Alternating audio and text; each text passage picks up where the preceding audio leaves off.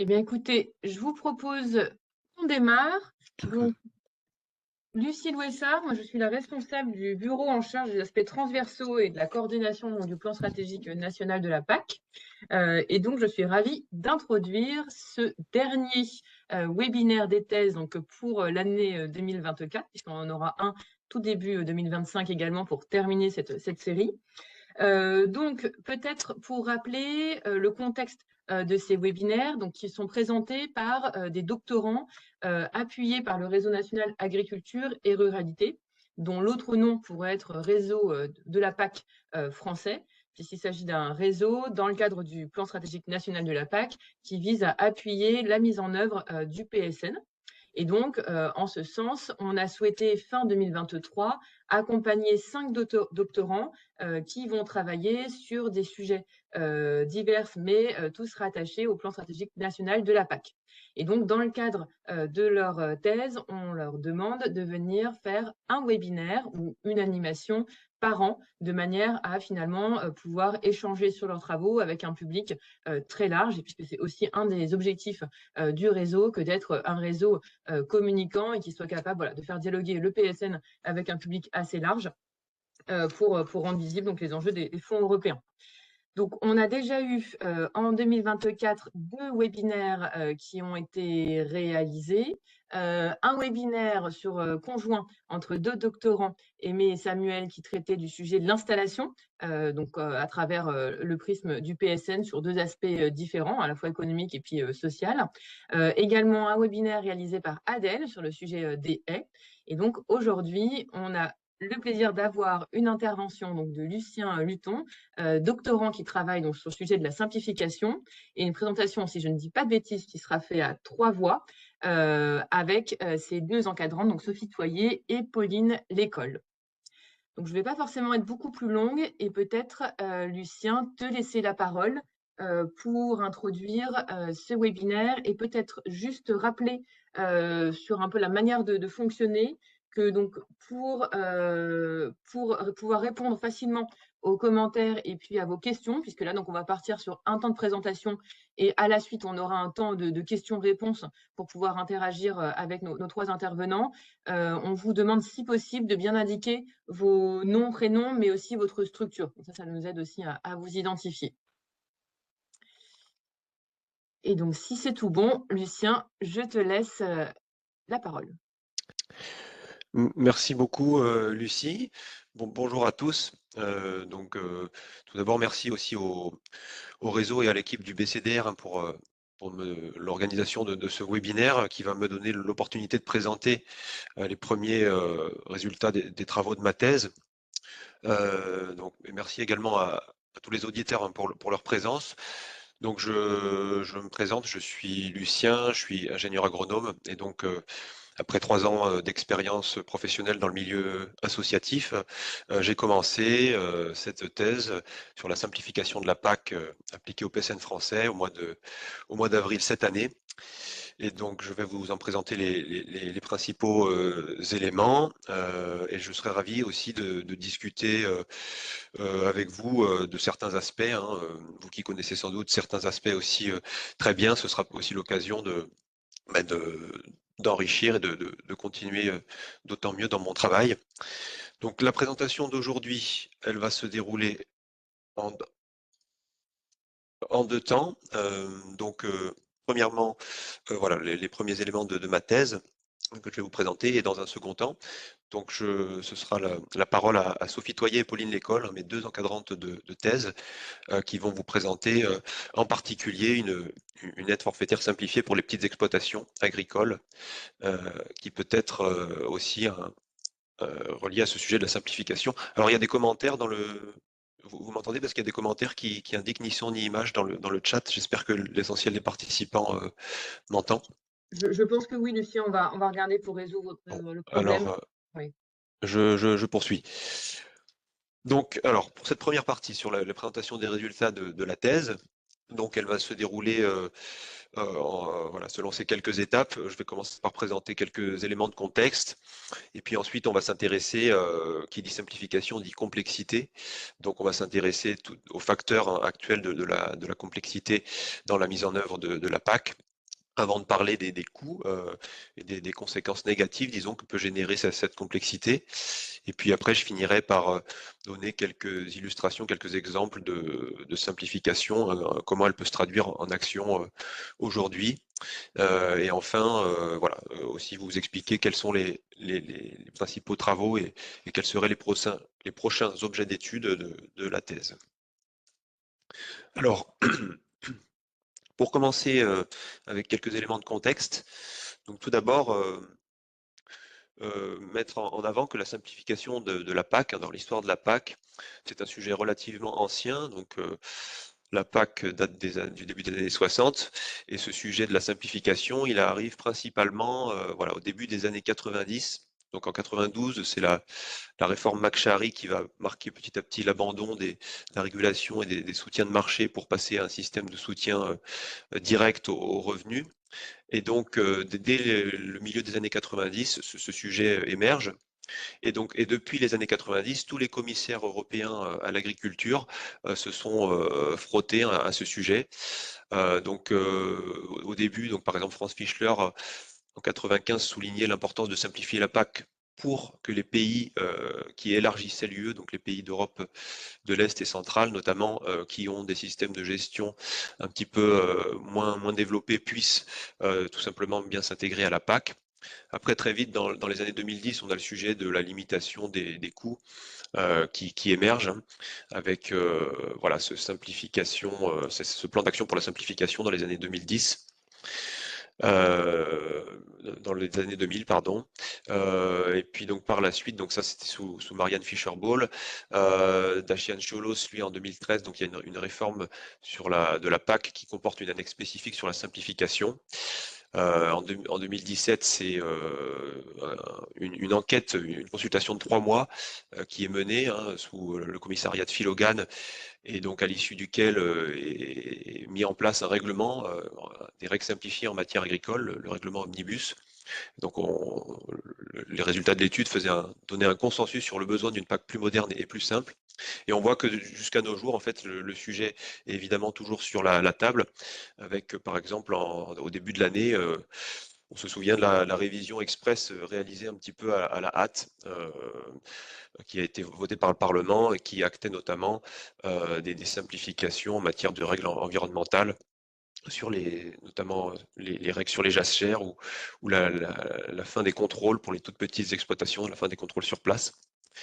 Et donc finalement, un autre aspect intéressant, hein, c'est que depuis les années, depuis la PAC précédente, depuis la PAC 2014-2020, le mot de simplification, ça devient un mot valise derrière lequel peuvent graviter pêle-mêle un ensemble de revendications. Et donc, voilà, je vais dans la diapo suivante expliquer un petit peu ces notions qui peuvent être intégrées à ce mot. Donc, actuellement, simplifier la PAC, c'est une question évidemment toujours en débat. Une étude menée récemment par INRAE et des partenaires sur plusieurs pays européens a fait ressortir les principales doléances des agriculteurs en fait dans leurs manifestations actuelles. Dans ces doléances-là, on voit que plusieurs hein, peuvent être liées à un besoin de simplification finalement. Donc par exemple, l'insatisfaction vis-à-vis d'une politique qui paraît incohérente vue depuis le terrain, un excès de paperasse, de formulaires à remplir, et puis le sentiment d'être gouverné par voilà, des bureaucrates qui sont pas trop connectés au terrain, et puis un excès de normes et de contraintes, hein, notamment environnementales, toujours plus qui entrave le travail quotidien des agriculteurs. Et dans la littérature très récente aussi, hein, on retrouve en fait ces principaux aspects. Et donc, par exemple, Matthews, cette année, en 2004, il souligne que c'est vraiment un phénomène d'ampleur au niveau de l'UE. Si chaque pays en fait a un petit peu sa coloration locale, il y a vraiment un nombre de thèmes communs. Voilà. Donc, une question toujours en débat. Après ce petit rappel historique, à présent, d'un point de vue sémantique, sur la définition, qu'est-ce que signifie simplifier? Alors, on s'aperçoit que un terme finalement qui peut être équivoque, hein, et selon la personne qui l'utilise et les revendications qui peuvent être sous-jacentes, l'acception du mot peut changer. Donc la terminologie est multiple et finalement en consultant plusieurs sources, on s'aperçoit qu'il y a deux grandes tendances, hein, qui apparaissent. En gros, pour faire simple, il s'agit soit de simplifier la règle, ou soit sans remettre la règle en question, on essaye de simplifier les méthodes pour appliquer cette règle. Donc bien sûr, la diminution des contraintes prévues par les règles et la simplification des procédures mises en place pour respecter ces règles, elles peuvent aller de pair, hein, et elles vont souvent de pair, mais elles relèvent bien de logiques différentes. Donc finalement, on s'aperçoit que dans la littérature, on peut trouver différents qualificatifs, hein, qui sont associés au mot de simplification, et chacun de ces qualificatifs peut finalement renvoyer à l'une ou l'autre des deux acceptions. Donc que ce soit dans la littérature ou aussi dans la définition tout simplement institutionnelle, hein, du Conseil européen, on a toujours soit cet aspect d'allègement de charges réglementaires, soit cet aspect d'allègement de formalités administratives liées au règlement. Et donc un autre aspect que je voulais souligner, c'est que quasiment à chaque fois qu'on parle de simplification, il s'agit de simplifier le travail des agriculteurs, évidemment, mais aussi de l'administration. Donc on vit vraiment il y a moins de tracas pour l'administration, c'est les mots de Marianne Fischer-Boll, hein. Et aussi moins de temps à passer par les agriculteurs au bureau pour qu'ils puissent mieux travailler sur le terrain, et avec toujours aussi, hein, cet aspect économie d'argent qui gravite derrière ce mot de simplification. Donc pour conclure, en fait, soit on remet les règles en question, soit on s'attache à faciliter la mise en œuvre de ces règles sans en changer la lettre. Voilà, donc pour continuer, donc qui dit simplification en fait dit aussi complexité. Et c'est vrai qu'on ne peut pas définir complètement la simplification sans définir aussi la complexité. C'est un petit peu peut-être la sœur jumelle, hein, de la simplification. Et en toute logique, la complexité, elle était antérieure à la simplification. Et c'est à partir d'un certain seuil de complexité qu'on s'est mis à s'alerter quant au fait que celle-ci, elle pouvait générer des coûts qui dépasseraient les bénéfices escomptés par la politique, et que c'était nécessaire de simplifier. Donc la complexité, elle est d'une part nécessaire pour que la politique puisse porter du fruit dans un monde qui est lui aussi complexe. Donc en fait, c'est illusoire, ou ce serait peut-être irréaliste de penser à une politique dénuée de toute complexité face à un monde qui, lui, est bel et bien complexe. Mais l'enjeu, c'est que cette complexité soit bien en phase avec la complexité du monde actuel, hein, qu'elle soit chirurgicalement, qu'elle se justifie chirurgicalement pour coller aux enjeux actuels. C'est un petit peu peut-être le sens de la phrase d'Edgar Pisani que j'ai mis là sur le côté. Quand une politique a réussi, c'est qu'elle a changé le monde, et puisque le monde a changé, alors il faut à nouveau changer la politique. Donc c'est finalement un ajustement sans fin entre, voilà, complexité et simplification. Et donc pour poursuivre sur l'aspect de la complexité, peut-être quelques hypothèses. Alors il peut y en avoir d'autres, hein, et d'ailleurs je serais ravi d'en parler avec vous si l'occasion s'y prête. Quelles hypothèses peuvent expliquer que cette complexité est petit à petit été introduite dans la PAC? Donc, premièrement, c'est que la PAC aujourd'hui, elle doit s'efforcer de démontrer sa légitimité, hein, la légitimité de ses interventions, son efficacité, également sa transparence. Donc ça exige bien sûr de pouvoir justifier précisément des conditions d'éligibilité, des conditions d'attribution des aides et de toutes les allocations financières qui sont décidées, et aussi évidemment une traçabilité précise des dépenses. Mais donc, du coup, derrière, il y a cette crainte du refus d'apurement.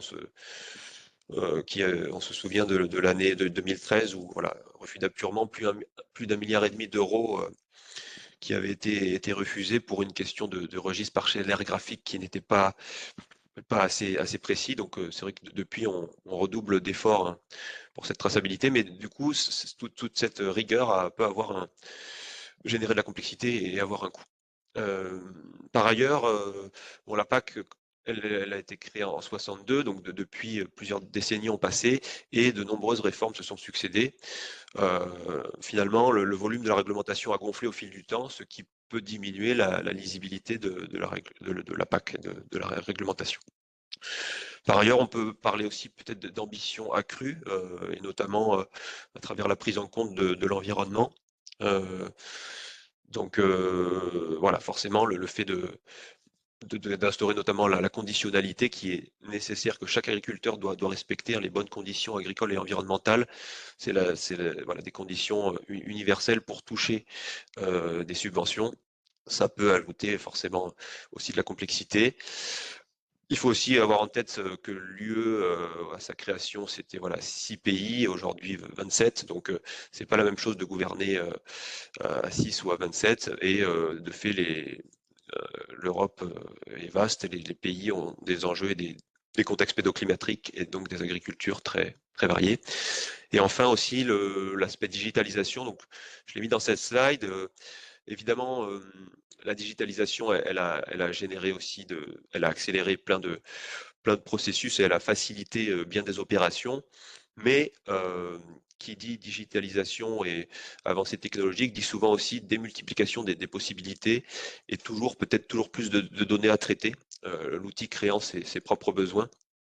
Et là-dessus, je peux renvoyer au webinaire précédent du 19 novembre sur les haies, où Léo Magnien nous avait très bien expliqué que, en ce qui concerne donc les haies, notamment, l'administration avait peut-être voulu être plus précise que la science, pour reprendre ses propos, et que finalement, à utiliser des outils, on peut répondre à un besoin, mais on va peut-être à chaque fois déplacer aussi et d'autres besoins, et donc déplacer finalement la complexité, changer la complexité de place.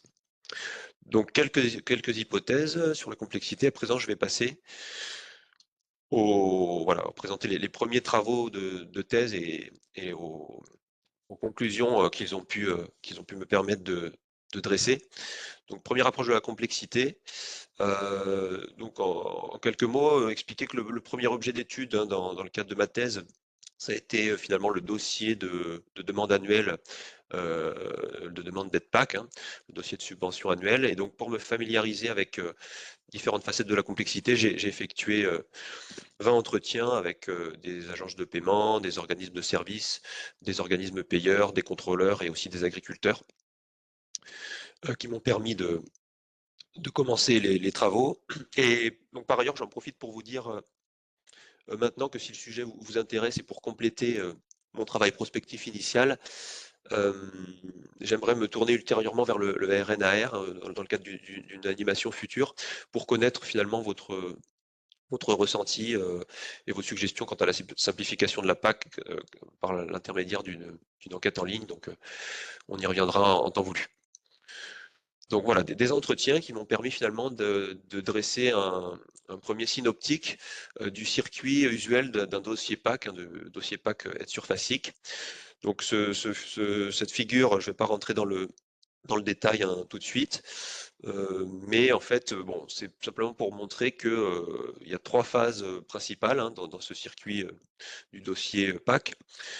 Chacune présente un jeu d'acteurs bien spécifique qui est associé à des facteurs de complexité. Et donc, dans la suite de la présentation, là, je vais vous présenter les principaux aspects de chacune de ces phases.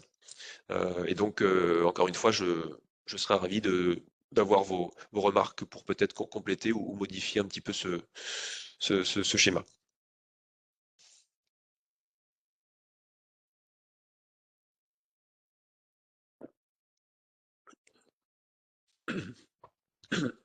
Pardon.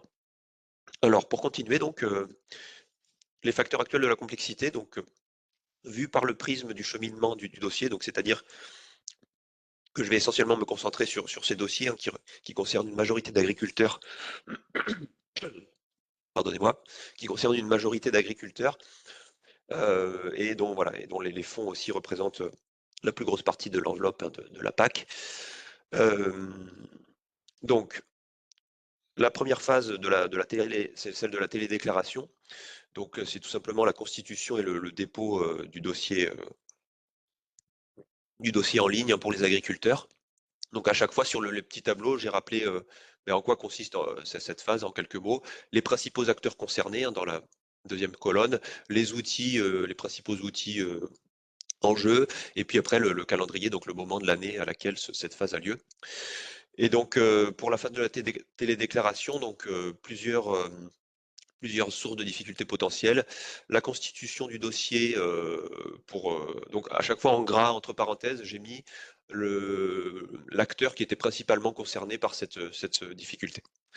Donc les sources de difficultés potentielles pour le bénéficiaire, constituer le dossier. Donc c'est une étape qui devient chronophage. Donc certes, hein, la dématérialisation a rendu la saisie des informations bien plus simple, notamment pour l'administration.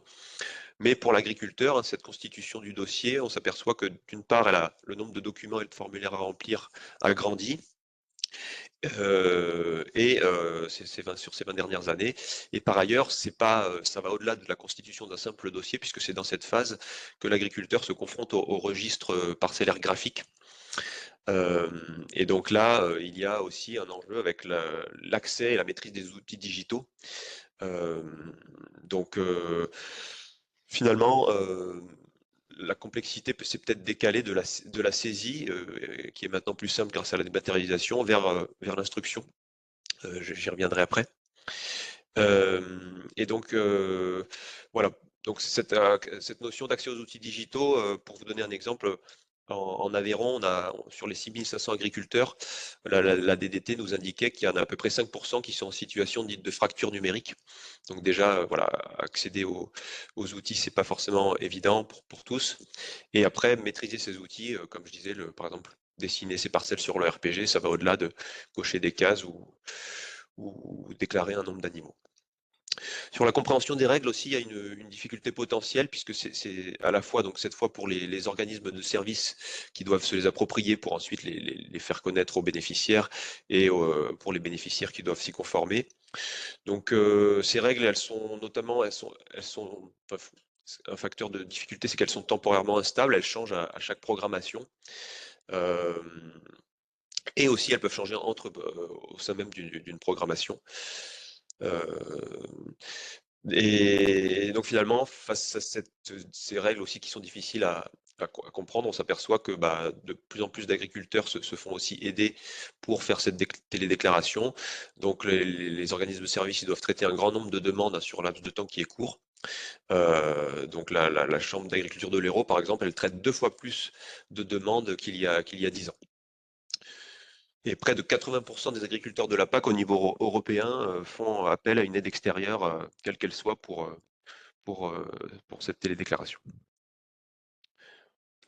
Ensuite, par rapport à la phase de l'instruction, donc l'instruction, c'est la vérification de l'éligibilité, du demandeur aux aides sollicitées, et on vérifie la conformité de sa déclaration à la réalité. Donc là, quelques sources de difficultés potentielles. Comme je disais, voilà, bon, la compréhension des règles, elle reste aussi peut-être problématique parfois aussi pour l'administration qui doit instruire les dossiers.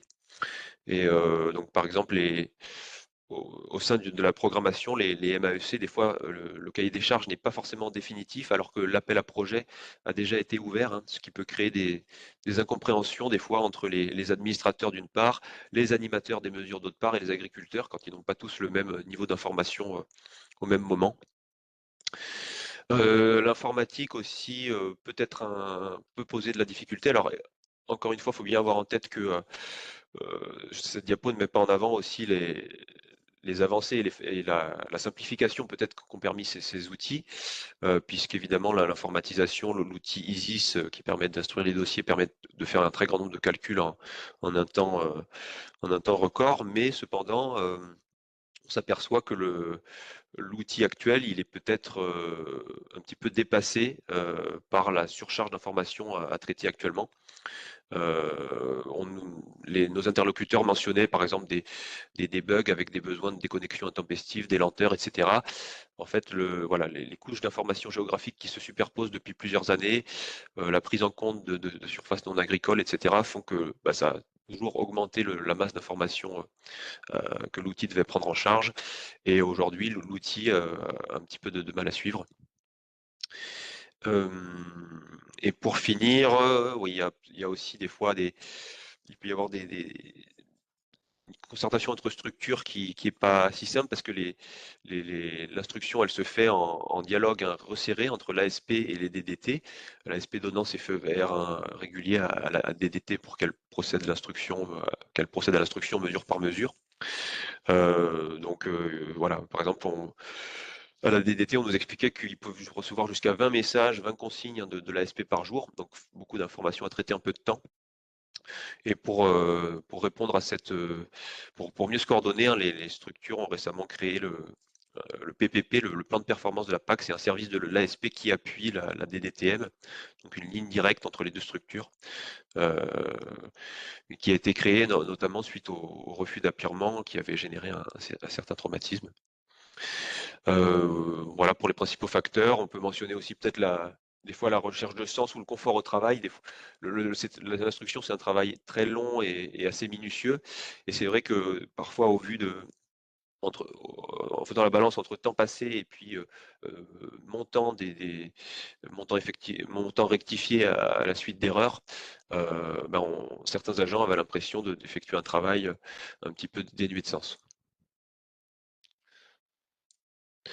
Ensuite, au niveau du suivi de la conformité et des contrôles, donc là, plusieurs sources aussi de difficultés que j'ai relevées.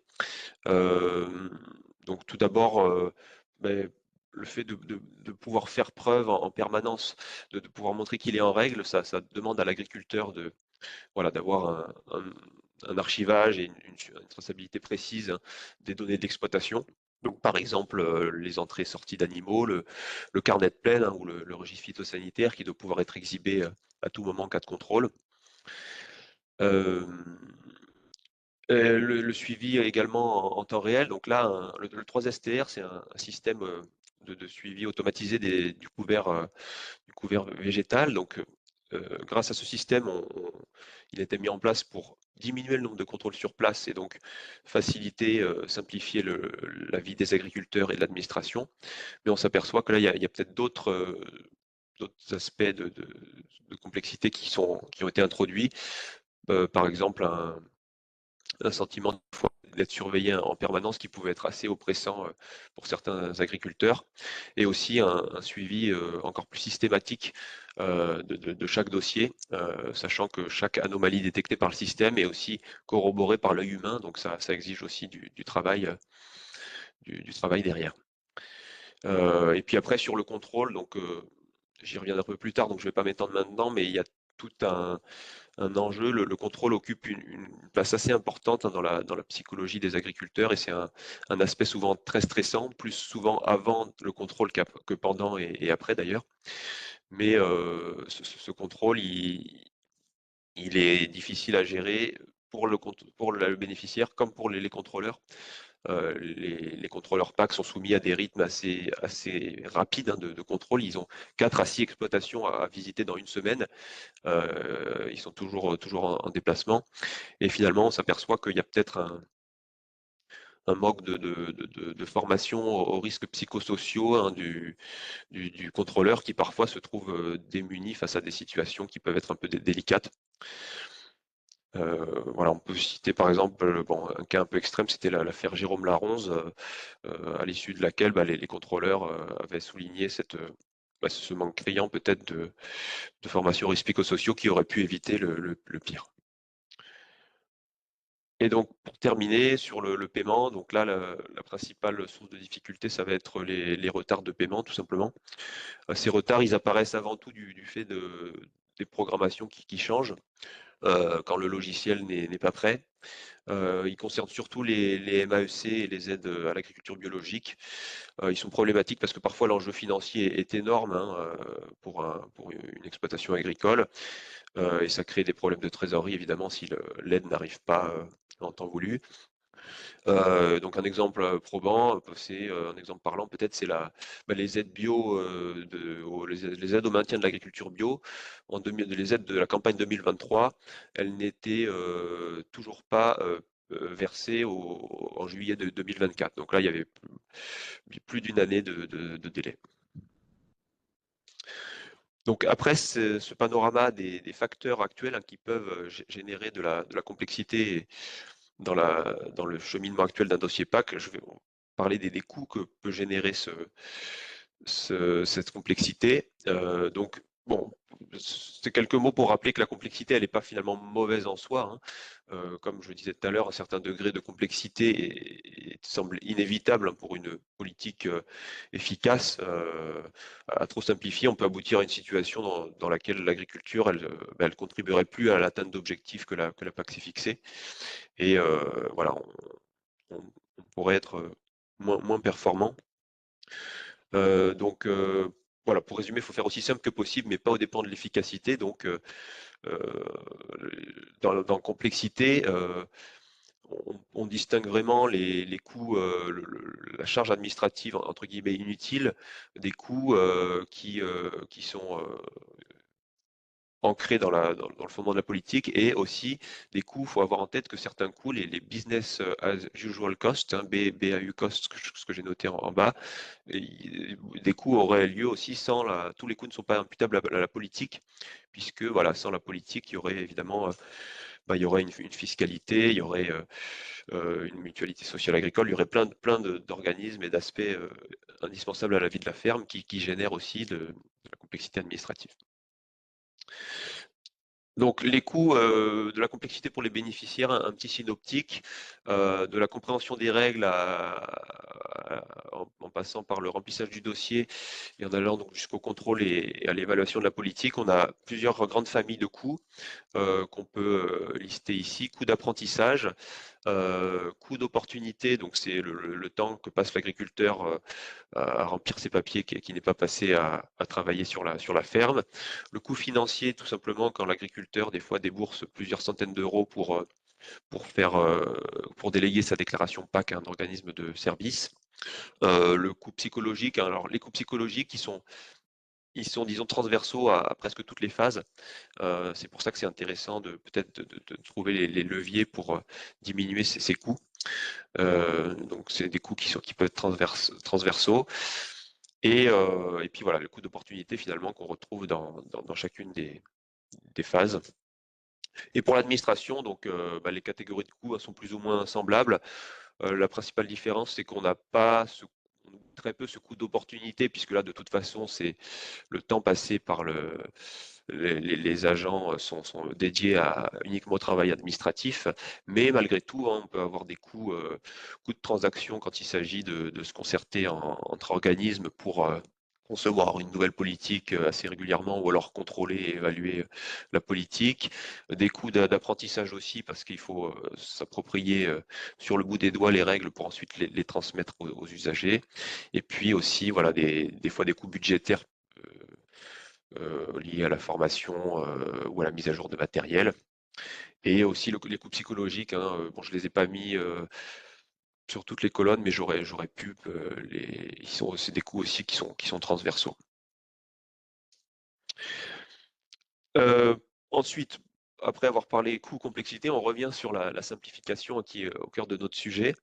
La simplification, donc aujourd'hui, quelques exemples parlants. Donc cette diapo pour vous rappeler qu'il y a une étude d'ampleur, hein, en cours, hein, une étude menée par donc COGEA et CORIS pour la Commission européenne.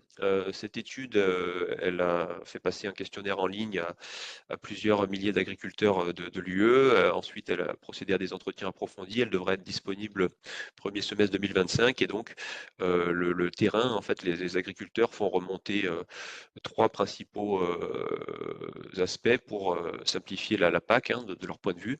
Donc on s'aperçoit qu'il y a peut-être dans ces conclusions, dans ces données, disons, quelques aspirations contradictoires. Donc l'enjeu, c'est peut-être d'essayer de concilier ces aspirations-là, puisque donc là, vous voyez, on a à la fois un besoin de règles plus claires, plus stables et moins nombreuses, mais aussi plus de flexibilité et des règles adaptées aux conditions locales. Donc quand on fait des régimes d'exception, forcément, on va augmenter le volume de règles et on peut diminuer un peu la lisibilité de la politique. Donc voilà, les aspirations contradictoires, mais qui sont à prendre en compte. Donc ça, c'est pour évaluer voilà, le besoin de simplification. Et la commission s'appropriera les conclusions ultérieurement. Et donc, qu'est-ce qui est fait maintenant au niveau, voilà, au niveau national cette fois-ci? Donc là, j'ai mis une petite capture d'écran du site du gouvernement avec la ministre de l'Agriculture, pardon, ministre, donc maintenant ministre démissionnaire, qui annonçait la mise en place du contrôle unique.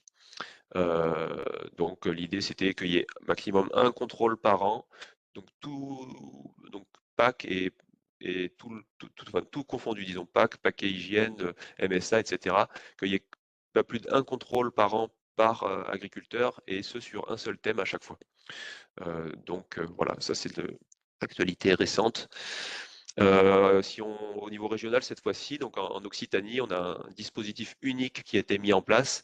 Donc là, l'idée, c'est vraiment pour les aides à l'investissement agricole, on passe d'un ensemble d'appels à projets, hein. Dans la programmation précédente, chaque type d'investissement faisait l'objet d'un appel à projet. Aujourd'hui, on peut demander des investissements dans de nombreuses catégories en passant par un seul dossier, un seul appel à projet. Un appel à projet qui ne change pas de règles, hein, en cours d'année et qui est ouvert plusieurs fois dans l'année. Et aussi le souhait de s'affranchir des fonds FEADER pour accélérer le délai du traitement des dossiers pour les subventions quand elles concernent de petits montants. Donc pour finir, la suite, hein, de la thèse, vous expliquer en quelques mots ce qui est en cours et ce qui est prévu. Donc je parlais à l'instant du dispositif unique en Occitanie. Nous avons actuellement nous construisons un partenariat avec la région Occitanie pour essayer de savoir si la programmation actuelle de la PAC 2023, elle est bien plus simple en ce qui concerne les aides à l'investissement pour les agriculteurs, sans avoir perdu en efficacité. Donc le dispositif unique étant au centre de cette nouvelle programmation. Donc en fait, l'idée, c'est d'étudier le ratio coût-efficacité, hein, de ces aides à l'investissement en analysant des données, hein, donc avant tout des dossiers de paiement aux agriculteurs, et également en menant des entretiens avec les agriculteurs, les organismes de services et les agents de la région. Et donc un autre chantier, un autre objet d'étude, hein, le prochain objet d'étude, j'en parlais tout à l'heure, mais les contrôles et les coûts psychologiques semblent occuper une place centrale dans la façon dont l'usager il interagit avec sa politique. Et finalement, on peut penser que les coûts psychologiques, ils sont un petit peu socles, peut-être parce qu'ils peuvent faire apparaître ou renforcer d'autres coûts, ou au contraire, si on les amoindrit, ils peuvent aussi peut-être amoindrir à leur tour d'autres coûts. Donc c'est intéressant de les étudier. Donc le potentiel simplificateur associé aux opérations de contrôle, il semble important. Et donc il fera l'objet d'une prochaine étude de la thèse. Là, l'idée, ce serait voilà, on fait l'hypothèse que le décalage entre la complexité perçue et la complexité réelle est principalement lié à ces coûts psychologiques. Donc, quels facteurs peuvent expliquer le comportement des agriculteurs par rapport au contrôle? À quels égards ce comportement est-il rationnel ou non rationnel? Et quels sont les leviers prioritaires pour réduire ces ressentis psychologiques de la complexité? Ça, c'est voilà, une question de recherche que nous aimerions traiter, et ça ferait l'objet donc d'une enquête de Discrete Choice Experiment pour tester l'adhésion des agriculteurs à différentes options de simplification, qui soient évidemment réalisables et réalistes. Voilà, j'en ai terminé pour ma présentation. Je suis à l'écoute pour d'éventuelles questions. Merci pour votre attention. Merci beaucoup, Lucien, pour ta présentation. Ce qu'on peut faire du coup, c'est prendre 10 minutes de questions. Donc soit vous pouvez lever la main et nous, on vous laissera du coup prendre la parole. Ou si vous préférez, vous pouvez écrire directement vos questions dans le chat. Et du coup, Lucien, on te laisse à faire un petit peu l'intermédiaire, aller de l'un à l'autre pour prendre un maximum de questions durant ce temps d'échange. Et si jamais il reste des questions après, vous pouvez les écrire dans le chat et nous, on enverra éventuellement du coup les questions enfin, Lucien pourra étudier les questions après. Merci.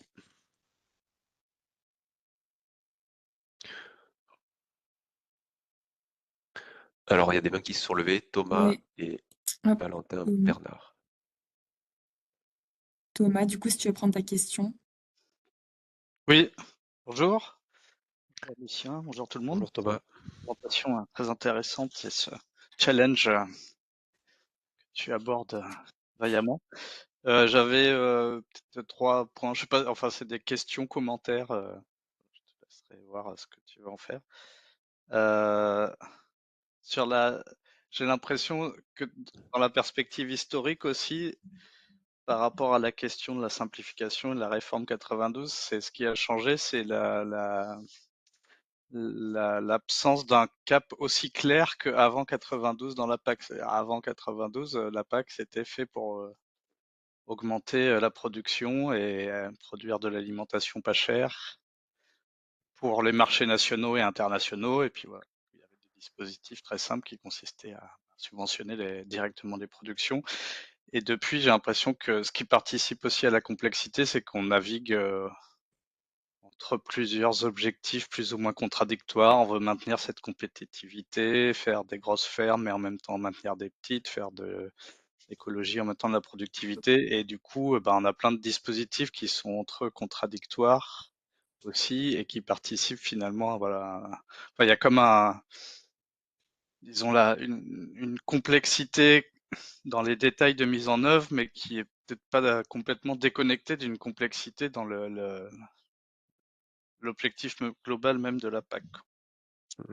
Voilà, c'était le premier point. Le deuxième point, c'était finalement, tu parles pour simplifier, ça peut être mieux adapté aux contextes locaux pour éviter d'imposer des contraintes qui n'ont pas de sens, mais voilà, ou d'avoir d'autres guichets comme en Occitanie. Mais j'ai l'impression que à chaque fois qu'on veut simplifier dans ce sens-là, on va complexifier parce que si on simplifie en trouvant des procédures pour tout adapter au contexte local, est-ce qu'on arrive à éviter le piège de complexifier en simplifiant, quoi, enfin, dans les administrations, que ça soit ça, même dans certains organismes de recherche, dès qu'on dit simplifier, en général, on finit par complexifier les choses. Voilà, donc, et le troisième point, c'était comment tu penses aborder finalement l'hétérogénéité euh, des, des représentations et pas que des représentations, de comment on peut gérer reçu différemment cette question de la complexité en fonction de grands types de profils d'exploitants ou de fermes. Parce que derrière, en fait, pour gérer ça, il y a des questions de dotation en capital, capital social, en ressources humaines aussi, en plein de choses qui font que j'imagine que il n'y a pas de ça doit être assez hétérogène entre régions, entre taille d'exploitation, entre profils d'exploitants aussi, etc. Donc, est-ce que vous allez aborder ça? Voilà, merci beaucoup. Oui, merci Thomas pour ces remarques. Peut-être quelques réactions que ça peut m'inspirer. Oui, en effet, sur le fait qu'il n'y a pas de cadre, peut-être pas de cadre clair dans la PAC actuelle, c'est vrai que je crois avoir lu que les grands objectifs initiaux qui sont dans les traités, donc le TFUE, TU, les traités de l'UE, finalement, ils n'ont pas changé depuis 62. Or, voilà, la situation a bel et bien changé, mais dans les textes fondamentaux, on est toujours voilà, ces textes n'ont pas bougé, donc c'est vrai que voilà, on a des objectifs qui sont peut-être plus, plus trop. On a voulu en ajouter d'autres, mais voilà, pas de cap clair. Donc merci pour cette remarque, c'est intéressant. Oui, on simplifie en voulant simplifier, en adaptant, on complexifie. Ça, c'est souvent, ouais, c'est souvent le cas. Et c'est vrai que on s'aperçoit que la politique agricole commune l'est de moins en moins, hein. On l'a vu avec voilà, notamment plus en plus de subsidiarité laissée aux États membres. Et donc pour ta question, oui, sur l'hétérogénéité des types de fermes, donc l'idée c'était peut-être donc là, en partant déjà sur l'étude d'un dispositif régional, on limite un petit peu cette hétérogénéité puisqu'on se concentre d'abord sur une région. Après, dans un second temps, par le biais des contrôles, donc là, on se plaçait à l'échelle nationale et c'est vrai que finalement, ces contrôles, on s'aperçoit qu'ils sont c'est peut-être une constante un peu universelle, quel que soit le type d'exploitation. Ils sont appréhendés par tous les agriculteurs et donc dans cet objet d'étude-là, peut-être que finalement l'hétérogénéité de la structure n'est pas voilà, vraiment déterminante. Après, voilà, on va voir dans la suite de l'exposé que pour les petits agriculteurs, il y a matière aussi à simplifier sur cet aspect-là. Euh, et, et donc après, voilà, dans ce prochain objet d'étude, je pense que voilà, l'hétérogénéité des fermes, finalement, n'est pas forcément le facteur principal, mais c'est sûr que c'est pas forcément voilà, on le voit dans les manifestations du début de l'année, les revendications sont très variées et selon les profils, les enjeux sont pas du tout les mêmes. Euh, donc voilà, après si vous avez des suggestions pour mieux composer avec cette hétérogénéité du monde agricole, je suis preneur.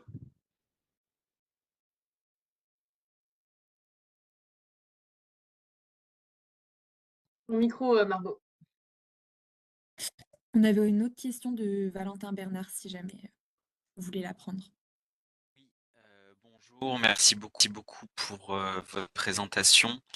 Donc Valentin Bernard chez DER, donc on travaille notamment sur des sujets d'évaluation de la PAC et on a notamment travaillé en fait en lien avec le consortium COGEA et Coris sur l'évaluation, sur l'étude sur la simplification donc à l'échelle européenne. Donc je pense que c'était d'abord pour vous remercier, parce que c'est vraiment un travail intéressant parce que ça va permettre d'aller plus loin ce travail sur la France, parce qu'on sait que voilà l'évaluation européenne qui est en cours et là qui a priori le rapport a été rendu à la Commission, mais c'était un agenda très restreint sur un périmètre qui était beaucoup plus large, donc ça va permettre d'avoir un focus particulier sur la France. Donc merci pour ça. Peut-être appuyer sur un point. Sur les différentes étapes que vous mentionnez sur la télédéclaration, les contrôles, les paiements. Bon, voilà, il y a des échos importants aussi avec l'étude qui a été réalisée, donc je pense que vraiment c'est vraiment intéressant.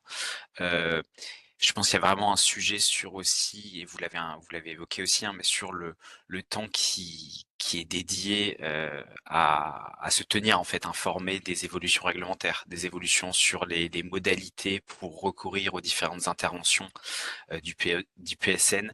Donc il y a vraiment cet enjeu-là en fait en amont de toute déclaration, c'est-à-dire que d'une année sur l'autre les règles vont changer, donc ça prend un temps vraiment important. Et il y a aussi l'enjeu que les informations et que les évolutions soient bien assimilées par les structures qui accompagnent les agriculteurs, parce que vous l'avez dit, la plupart des agriculteurs aujourd'hui sont accompagnés par des structures pour en fait sécuriser le processus pour obtenir les aides. Donc il y a vraiment un enjeu oui de partage d'informations même auprès de ces structures, parce que des fois c'est pas forcément clair. Voilà et voilà globalement sur voilà ce que je disais, il y a pas mal d'échos. La question des contrôles aussi, ça va être je pense vraiment intéressant d'avoir un focus là-dessus, parce que nous dans les échanges qu'on a eu avec les agriculteurs, avec les différents organismes en lien avec la PAC, il y a voilà, il y a une multiplication des contrôles, mais qui sont de différentes natures. Il y a des contrôles instructeurs, des contrôles ASP, des contrôles d'audit.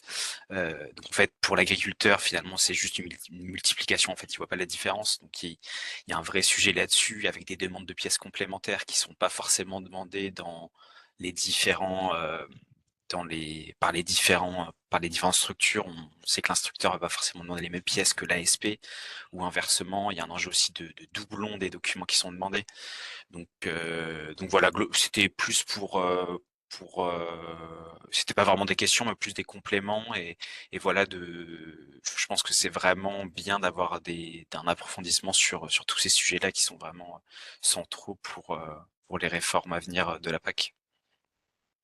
Merci beaucoup. Et si voilà, on échange nos coordonnées, je serais ravi de peut-être d'en discuter de manière un peu plus Bien sûr, approfondie ouais. avec vous. Sur cet aspect contrôle, je pense aussi, je ne l'ai pas mentionné tout à l'heure, mais il y a les contrôles.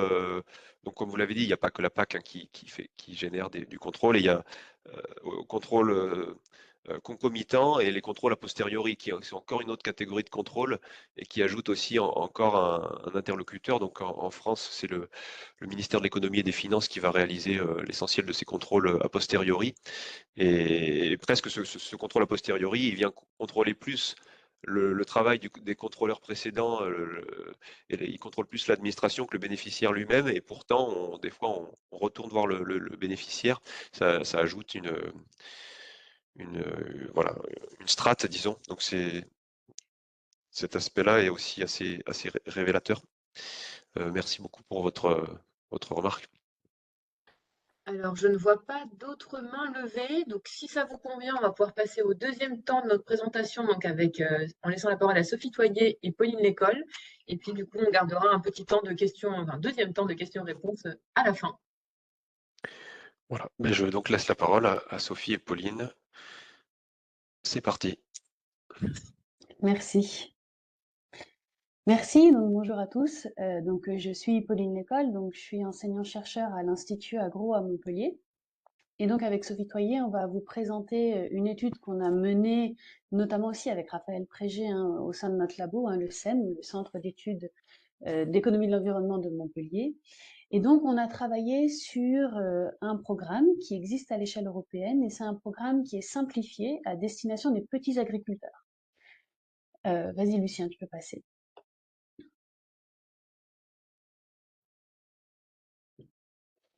Donc ce programme, donc, qui s'appelle le Small Farmers Scheme, donc en fait c'est dès les années 2010, hein, on a le Parlement européen et la Commission européenne qui vraiment se questionnent sur le rôle des petites exploitations agricoles, leur importance pour les zones rurales et l'attractivité qu'elles ont, hein, pour ces zones-là, et sur leur difficulté d'accès aux aides, et donc ils cherchent à essayer de simplifier l'accès aux aides compte tenu des faibles montants qu'ils touchent.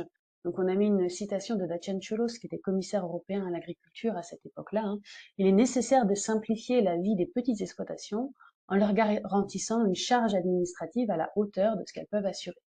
Et donc le résultat de ces négociations européennes, ça a été de proposer un régime simplifié destiné aux petits agriculteurs, donc pour simplifier le système actuel des paiements directs. Donc ça veut dire qu'en fait, c'est un dispositif qui est optionnel pour les États membres. Ceux qui le souhaitent peuvent l'ouvrir, ceux qui ne le souhaitent pas ne l'ouvrent pas pour leurs agriculteurs.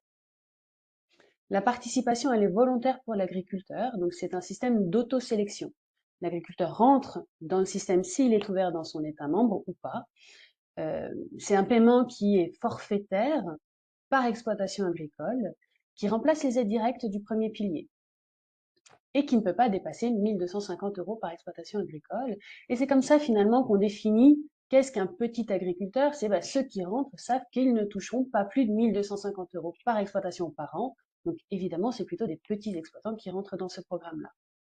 Donc dans la PAC de 2014-2020, on appelait ça le SFS, le Small Farmer Scheme. Aujourd'hui, sur 2023-2027, il existe toujours et il s'appelle le PSF, le Payments for Small Farmers. Donc pourquoi est-ce que ce programme-là, on l'a étudié au regard de la simplification? Tout d'abord, on a des contrôles d'éligibilité qui sont largement limités, hein, puisqu'en fait, on remplace une partie des aides directes, enfin on remplace les aides directes, pardon, donc On n'a plus l'éligibilité liée, par exemple, au paiement additionnel aux jeunes agriculteurs ou au paiement couplé à vérifier.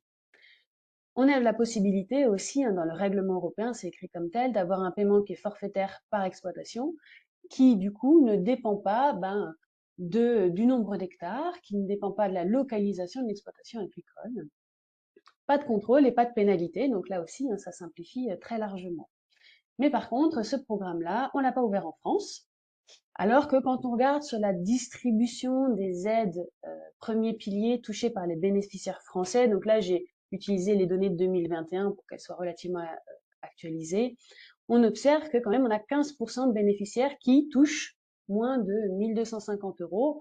Bon, on peut se dire qu'a priori, ceux-là, ils seraient particulièrement intéressés par ce programme-là pour pouvoir alléger leur surcharge administrative et toucher un montant de 1250 €.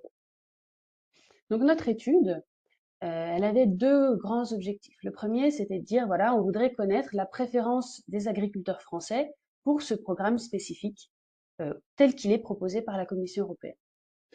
Et puis on a réfléchi aussi à un autre objectif, c'est-à-dire qu'en fait, est-ce qu'on ne pourrait pas ajouter un certain nombre de conditions pour proposer un programme alors qu'on appelle étendu hypothétique, c'est-à-dire que étendu parce qu'on rajoute des conditions, hypothétique parce qu'il n'existe pas, hein, c'est un programme qu'on propose nous. Pourquoi est-ce qu'on rajoute des conditions? C'est parce que une des raisons pour laquelle la France a dit ne pas avoir ouvert ce programme-là, c'est que le montant était trop faible. Et ils ont dit, c'est pas assez attractif pour les agriculteurs français. Or, rajouter des conditions, ça permet d'augmenter un peu la contrepartie et d'augmenter le montant qu'on peut proposer dans un programme hypothétique. Ces conditions, on les a choisies de façon à ce qu'elles puissent valoriser les conditions environnementales et d'emploi que les petites exploitations ont déjà, hein, contribuent déjà, mais aussi les inciter à contribuer davantage. Mais surtout, on a essayé de choisir des conditions les plus simples possibles. L'idée, c'est pas, avec nos conditions, de rajouter encore plus de surcharge. Bien entendu, on essaie de trouver des conditions les plus simples, ou en tout cas les moins contraignantes possibles pour les agriculteurs.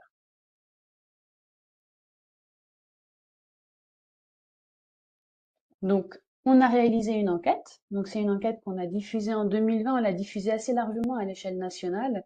Donc, on a été diffusé grâce à la Confédération paysanne ou les jeunes agriculteurs, et puis aussi par la France agricole. Donc, on a obtenu 608 répondants, ce qui, dans ce cadre-là, est plutôt un assez bon résultat. Et qu'est-ce qu'on a proposé? Donc, en fait, on a utilisé ce qu'on appelle la méthode des expériences de choix. Je vais vous montrer après une carte.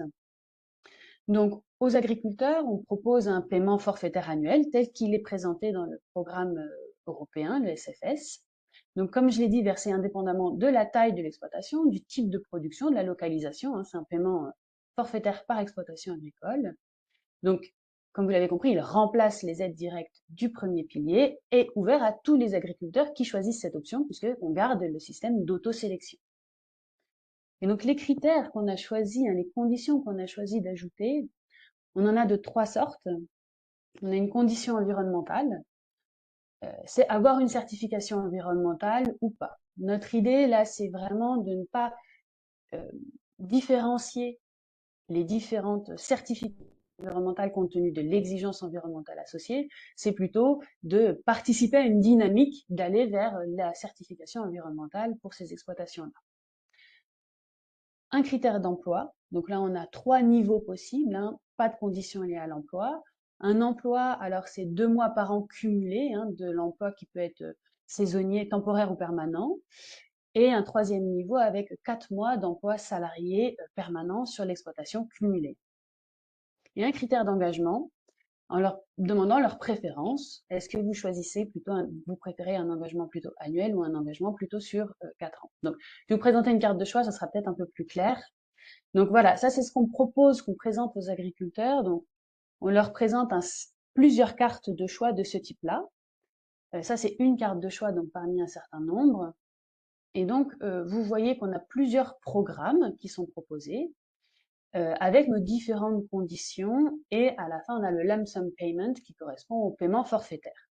Donc, vous voyez qu'on a des paiements forfaitaires qui varient. Hein. Sur le programme 0, par exemple, on a un paiement forfaitaire de 1250 € par an. En fait, ce programme 0, il correspond au SFS tel qu'il est proposé par la Commission européenne, c'est-à-dire pas de conditions sur l'environnement, pas de conditions sur l'emploi et un engagement seulement sur un an. Donc là, grâce à ce paiement-là, grâce à ce programme-là, on va pouvoir évaluer la préférence des agriculteurs français pour le SFS. Les programmes A et B correspondent aux programmes hypothétiques que nous, on a construits avec nos conditions avec différents niveaux. Donc, vous voyez qu'on peut avoir une condition environnementale ou pas, des différentes conditions sur l'emploi à partir des niveaux que je vous ai présentés, et donc des paiements qui varient en fonction des conditions associées. Donc, on demande à l'agriculteur quelle est sa préférence entre tous ces programmes. Et si, par exemple, aucun de ces programmes ne lui convient, bien dans ce cas-là, il peut très bien dire « je préfère ma situation actuelle, qui est le statu quo », un statu quo qu'on a calculé, enfin, le montant qui est indiqué correspond au montant déclaré par l'agriculteur de ce qui touche d'aide directe, ça veut dire dans ce cas-là, il ne rentre pas dans un programme SFS, il préfère toucher les aides directes classiques qu'il touchait jusqu'à aujourd'hui. Donc maintenant, on va vous présenter les résultats et je vais laisser la parole à Sophie. Merci Pauline. Bonjour à tous, donc je suis Sophie Toyer, je travaille aussi au Centre d'économie de l'environnement de Montpellier et je suis à l'INRAE. Et donc les résultats de ce travail-là, donc de cette méthode d'expérience de choix discret, le grand intérêt de ce type de méthode-là, comme l'a un petit peu dit Pauline, c'est que ça nous permet de mesurer les préférences des répondants à l'enquête pour différentes caractéristiques de ce dispositif SFS, Small Farmer Scheme, et en plus on les mesure, ces préférences-là, de manière monétaire. En fait, quelque part, on est capable d'estimer le montant supplémentaire en termes de paiement forfaitaire par exploitation, par exemple, qu'il faudrait payer à un répondant pour qu'il accepte, par exemple, de passer à un dispositif SFS avec la condition environnementale ou avec la condition emploi. Et donc, du coup, ça nous permet de simuler l'engagement de nos répondants dans ces différents dispositifs, puisque vous avez vu qu'il y avait plusieurs scénarios hypothétiques. Et donc, le travail suivant, c'est qu'on avait cette estimation que je ne vous présente pas là sur nos 608 répondants, qui était, comme vous pouvez l'imaginer, un échantillon assez biaisé, en fait, de la population des petits agriculteurs qui touchent moins de 15 000 € d'aide par an d'aide directe. Et ça a été de voir comment est-ce qu'on pouvait transposer ces résultats-là en débiaisant du mieux qu'on peut à l'échelle de la population des agriculteurs français. Alors, juste un petit caveat, à l'époque, on s'est appuyé sur le RA 2010, parce que quand on a fait ce travail en 2020 ou 2021, les résultats du RA 2020 n'étaient pas encore disponibles. Donc, il y a un petit décalage entre le temps de l'enquête et les données qu'on a utilisées pour élargir les scénarios à l'échelle française. Et donc, la première question qu'on s'est posée, c'est OK, quel serait finalement l'engagement des agriculteurs français dans le SFS européen, parce que lui, sans condition, il est à 1 250 € par exploitation. Et les résultats, c'est qu'on aurait quasiment à peu près 13% de nos agriculteurs de 2010, si vous voulez, enfin, qui rentreraient, ça fait à peu près 55 000 agriculteurs, qui rentreraient dans le programme. Et ce qu'on a calculé aussi, c'est combien ça coûterait en plus, en termes de budget, sur le premier pilier. Alors, je dis bien en plus parce que on donne 1 250 € à chacun de ceux qui souhaitent rentrer. Enfin, on estime qu'ils souhaiteraient rentrer, parce que c'est un scénario, évidemment. Mais évidemment, on retire ce qu'on lui aurait donné en termes d'aide directe, puisqu'il renonce à des aides directes là. D'accord? Donc, 90%, 89% d'entre eux, de toute façon, recevaient moins de 1 250 € d'aide, donc ils rentrent, ils vont toucher plus. Et ce qui est intéressant aussi, c'est de constater, et on va le voir après pour les autres, qu'il y en a 11% qui reçoivent plus que 1 250 € d'aide et qui, dans nos simulations, à partir de l'enquête qu'on a fait sur les 608 répondants, rentreraient quand même dans le SFS pour être en fait libérés des contraintes administratives et des contrôles. Quelque part, on calcule le consentement à payer d'un agriculteur, donc à renoncer à des aides pour pouvoir être libéré de cela. Voilà. Prochaine diapo. Donc après, on a continué avec nos scénarios hypothétiques en regardant ce qui se passerait avec des montants plus élevés. Donc là, je vous montre les deux lignes suivantes pour 3 000 euros par exploitation agricole. La première ligne, c'est si on ajoute cette fameuse condition environnementale, qui est une certification reconnue par le ministère. Comme l'a dit Pauline, ce n'est pas forcément l'agriculture bio, hein, ça peut être l'HVE, ça peut être toutes ces certifications qui existent. Et là, dans nos simulations, on aurait 34% de la population des agriculteurs qui seraient prêts à y rentrer pour un coût additionnel sur le premier pilier net de 42 millions d'euros. Donc finalement, relativement peu élevé. Pourquoi? Parce que dans ces 34% d'entre eux, là, il y en a un grand nombre qui choisissent de rentrer dans ce dispositif-là, alors même qu'ils touchent plus que 3 000 euros d'aide. Et donc, ils renoncent à plus que 3 000 euros d'aide. Et donc, ça rentre en négatif, si vous voulez, dans le calcul budgétaire total. Et ça, c'est lié au fait que dans notre enquête, sur nos 608 répondants, on a constaté, avec un petit peu d'étonnement, mais on a pu expliquer en partie, une préférence des répondants pour que ce dispositif de Small Farmer Scheme inclut une condition environnementale. Et on a fait le même exercice, vous voyez, pour un dispositif un peu plus exigeant, puisqu'il imposerait aussi une condition un peu light sur l'emploi. Vous voyez qu'il y a un plus faible pourcentage d'agriculteurs qui rentreraient. Tout ça, c'est en simulation et pour un coût, en revanche, un petit peu plus élevé. Mais enfin, au regard du budget total des aides du premier pilier, on est dans la marge d'erreur, quand on est à 1 ou 2% en plus. Voilà. Prochaine diapo, s'il te plaît. Donc, ces résultats-là, ça révèle en partie une préférence pour des répondants pour moins de contraintes administratives et moins de contrôle. Et on peut presque, je dirais, le mesurer d'un point de vue monétaire, puisqu'en fait, la différence entre ce à quoi certains d'entre eux renoncent en termes d'aide directe pour pouvoir rentrer dans un système forfaitaire où il y a moins de contraintes et moins de contrôle, c'est une manière de mesurer ce consentement à payer pour cet allègement. Voilà. Et donc ça, on s'était aussi intéressé plus particulièrement dans notre enquête à ceux qui ne reçoivent pas d'aide du tout, notamment parce qu'ils ne les demandent pas, le fameux phénomène du non-recours aux aides. Et parmi ceux-là, il y en a quasiment 40% qui sont finalement tout simplement découragés par la complexité administrative. Bon, ça révèle aussi, j'ai déjà évoqué, une préférence pour une condition de certification environnementale. On explique aussi un petit peu par une forme de norme sociale. Je veux bien faire des efforts, mais il faut que tout le monde en fasse, sinon ça ne sert finalement pas à grand-chose. Et donc à partir de ça, donc ce premier travail, il a été publié en 2021. On avait constaté que dans notre enquête initiale, on avait eu beaucoup de répondants maraîchers, des petits maraîchers. Et donc, on a décidé de continuer l'exploitation de cette enquête en travaillant plus spécifiquement sur les aides aux petits maraîchers. Donc, diapo suivante. Voilà.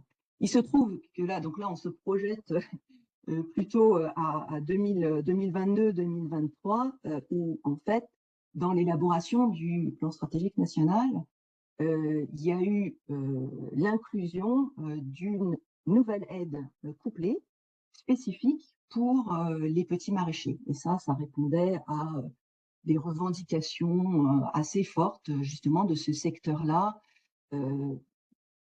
indiquant que finalement les petits maraîchers jouaient un rôle important en termes de contribution à l'alimentation saine, au circuit court, à un certain nombre de choses, et que finalement ils sont très peu aidés par la PAC mécaniquement du fait de la très petite taille de leur exploitation agricole. Et donc ça fait longtemps qu'ils sont très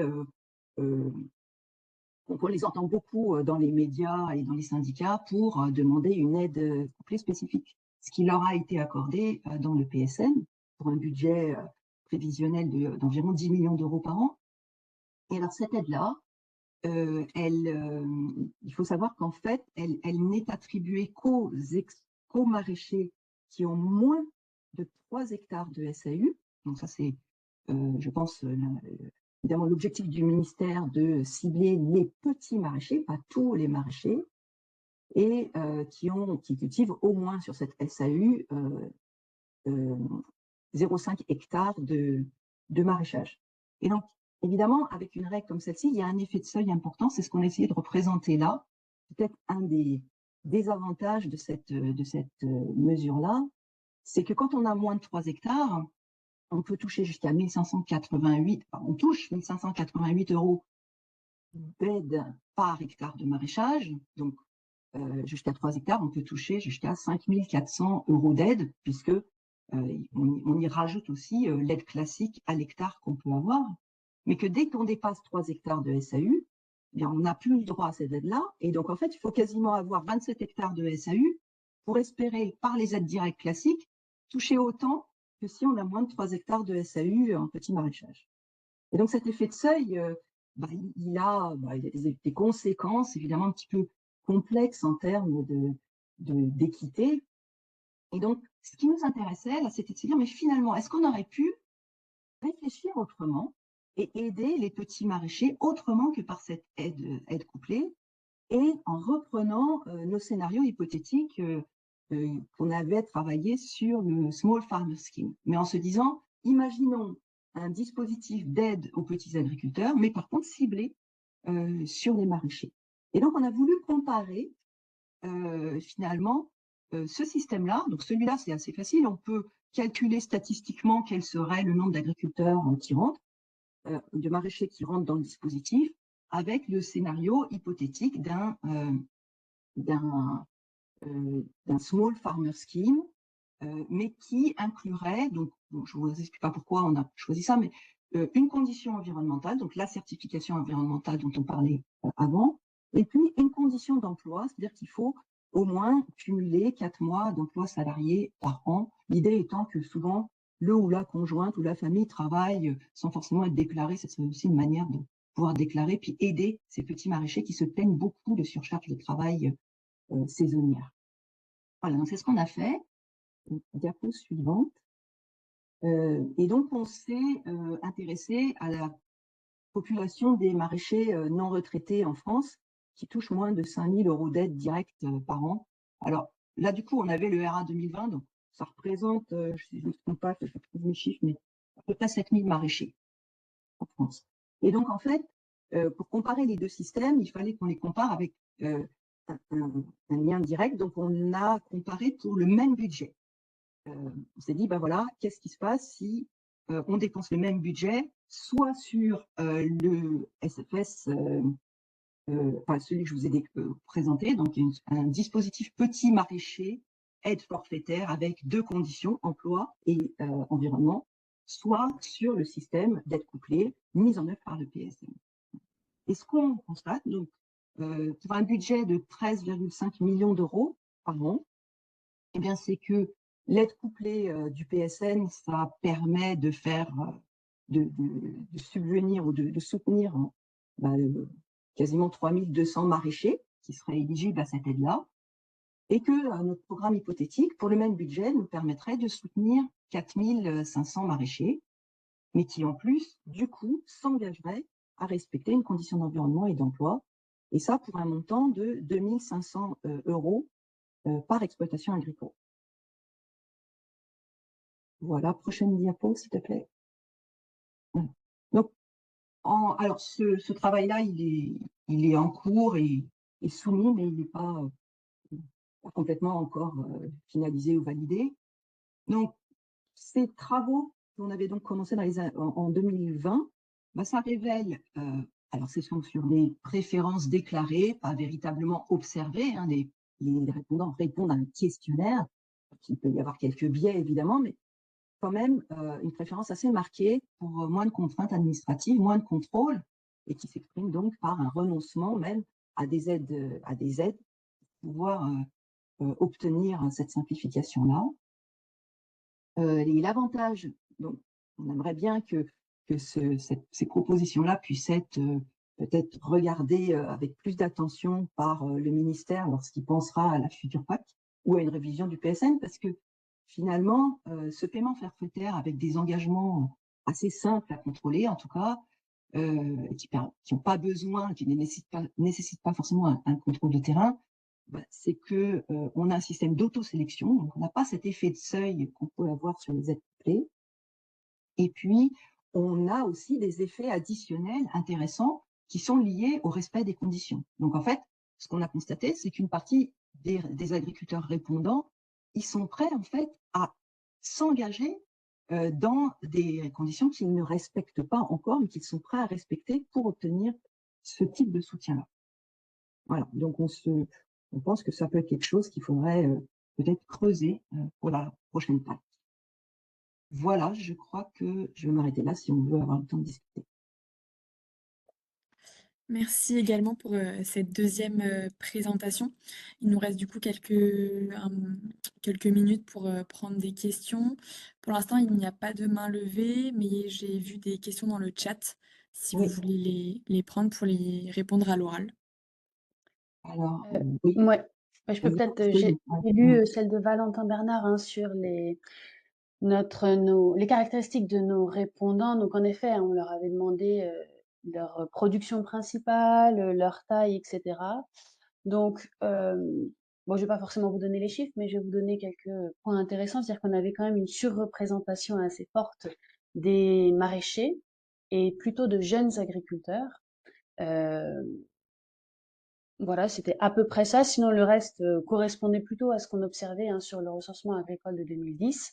Mais quand on a, entre guillemets, corrigé notre échantillon, on a testé différents facteurs qui pouvaient avoir un poids sur les préférences des agriculteurs, sur leur choix. Et on s'est rendu compte que ce qui jouait le plus, c'était pas forcément d'être en maraîchage ou c'était pas forcément l'âge, c'était plutôt le fait de respecter ou pas déjà les conditions et évidemment le montant qu'on touchait déjà. Donc c'est comme ça qu'on a pu retravailler ensuite et simuler à l'échelle nationale. Merci. Quand vous dites corriger, vous avez fait des redressements, différents redressements, c'est ça? Alors, en fonction donc, du fait de remplir ou pas les conditions et en fonction des différents montants, on a observé quelle était la proportion d'agriculteurs qui pouvaient rentrer qui accepteraient de rentrer dans le programme, et on a utilisé ce pourcentage-là qu'on a appliqué à leurs équivalents du RA. Ok, merci. Et juste pour ajouter là-dessus, c'est que pour ceux qui connaissent un peu ce type de méthodologie, on a quand même pris en compte l'hétérogénéité des répondants, c'est-à-dire qu'on n'a pas estimé un coefficient unique moyen pour l'ensemble de la population des répondants, mais bien un coefficient par agriculteur. Enfin, quand je dis un coefficient, c'est en fait une préférence monétaire, si vous voulez, par type de caractéristique et par répondant. Voilà. Après, il y avait une question là, hyper technique, genre Sur les DPB. de Thomas. Merci à Clément d'avoir en partie répondu. Nous, dans notre... on a évidemment... à nos répondants, on leur a demandé quelle était l'aide du premier pilier qu'ils touchaient. D'ailleurs, c'était intéressant parce que il faut noter qu'il y en a très peu qui la connaissent, en fait, le montant exact de l'aide du premier pilier. Et donc, en fait, ce qu'on a fait dans notre analyse, puisque Pauline racontait qu'ils avaient toujours la solution de rester sur le statu quo et que donc il fallait leur donner une information sur ce qu'était leur statu quo, c'est qu'on leur calculait leur aide et là on faisait l'hypothèse qu'ils avaient tous droit à des DPB sur leur terre. Je suis pas sûre qu'il y en ait encore beaucoup des maraîchers qui n'aient pas ou peu de DPB, mais je me trompe peut-être. Je sais pas si Pauline sait ça mieux que. J'ai vu que pour les nouveaux installés c'est le cas, mais. Ouais, non, je sais pas très bien, mais en effet, je suis d'accord avec la réponse de Clément, c'est-à-dire que je pense que de plus en plus, ils passent par la réserve nationale pour en avoir, mais je sais pas très bien, je sais pas, je pourrais pas le chiffrer.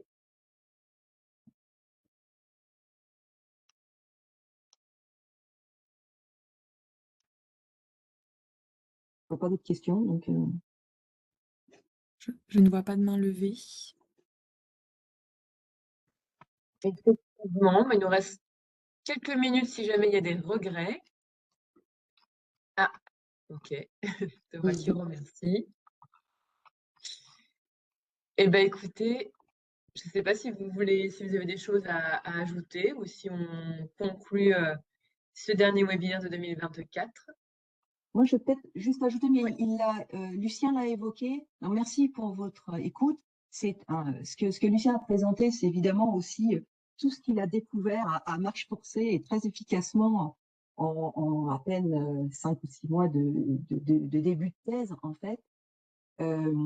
Et c'est vrai qu'à un moment donné, on pourrait avoir besoin de votre aide et un petit peu de votre temps pour faire passer une enquête auprès de vous sur voilà, ce que pourraient être vos avis. Alors, pour l'instant, on ne sait pas encore très bien ce que ça pourrait être, mais vos avis ou vos recommandations sur la simplification de la PAC. Ok, eh ben écoutez, sur le principe, à mon niveau, pas de souci. Donc, n'hésitez pas à nous faire une proposition en ce sens-là.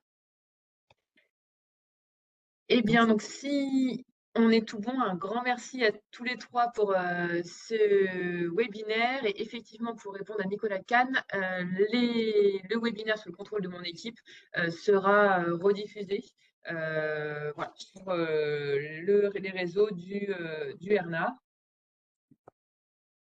Et on se donne déjà rendez-vous l'année prochaine, le 6 février, puisqu'on aura notre 5e doctorante, donc Eva Gilman, qui nous présentera aussi donc, les premières avancées de sa thèse sur le sujet donc, transition agroécologique en région de grande culture. Donc il s'agit, si je ne dis pas de bêtises, d'agriculture comparée, voilà, sur le thème de la PAC et son impact sur les sujets environnementaux sur les systèmes de grande culture. Et donc, ça sera le 6 février. Vous pouvez déjà le noter à vos tablettes.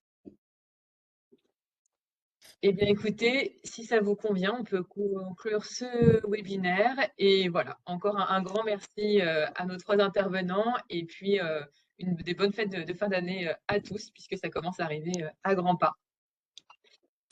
Merci. Merci beaucoup, merci à tous. Bonne Il y a journée. une main levée encore. Ah oui, Ouais, il je y vois a une plus main qui beaucoup s'est de levée. mains. Il y a une main qui s'est levée. Clément Mongabur, si vous voulez prendre votre question avant qu'on termine. Oui, désolé, j'avais un petit regret justement sur une question et une intervention de Sophie Toyer. D'abord, merci de l'opportunité en tout cas de présenter vos travaux. Je suis arrivé malheureusement un peu en retard pour avoir l'étendue de vos présentations, mais ce que vous disiez un peu en conclusion, c'était en tout cas que les agriculteurs, pour la plupart, en fait, avaient un raisonnement microéconomique de rechercher en tout cas, on va dire, la valorisation supplémentaire en tout cas de leurs aides de base, enfin de pas regarder, enfin qui se soucient en final peut-être on va dire assez peu de voilà de l'aide de base, mais qui recherchent en tout cas plutôt la valorisation au moins secondaire. Enfin voilà, c'est un peu ce que je retiens, mais voilà, je voulais être un peu sûr de cette conclusion-là. Je ne suis pas sûre de comprendre ce que vous voulez dire par valorisation secondaire. Je pense que mon message, c'était le suivant. C'était normalement, si vous touchez 2 500 € d'aide via les aides directes du premier pilier et que je vous dis, je vous propose de renoncer à un certain nombre de charges administratives, d'obligations telles que la conditionnalité et de contrôle, mais en contrepartie, vous renoncez à toutes ces aides-là et à la place, vous touchez 1 250 € pour votre exploitation et par an. Okay. Normalement, le raisonnement microéconomique de base, s'il est fondé seulement sur l'économie, c'est de refuser. Mais en fait, on constate qu'un certain nombre d'agriculteurs acceptent cette opportunité-là.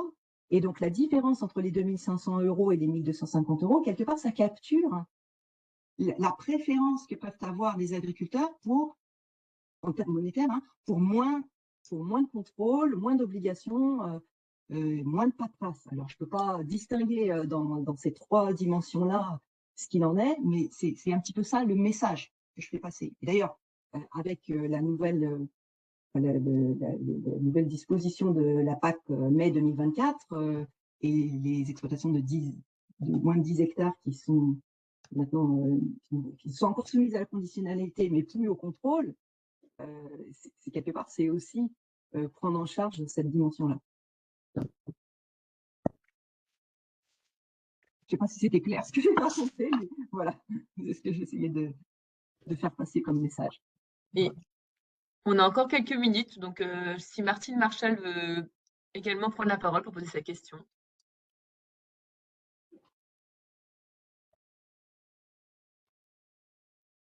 Il faudra allumer votre micro.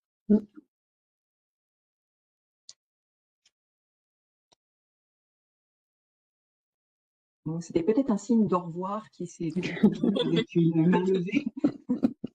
Je ne sais pas, parce qu'il y a eu deux tentatives, mais oui, on ne vous entend pas, Martine. Désolée. Eh bien, écoutez, cette fois, bonne fête de fin d'année à tous. Merci beaucoup. Merci. À l'année Au prochaine, revoir. en février. Merci beaucoup. Merci, au revoir. Au revoir.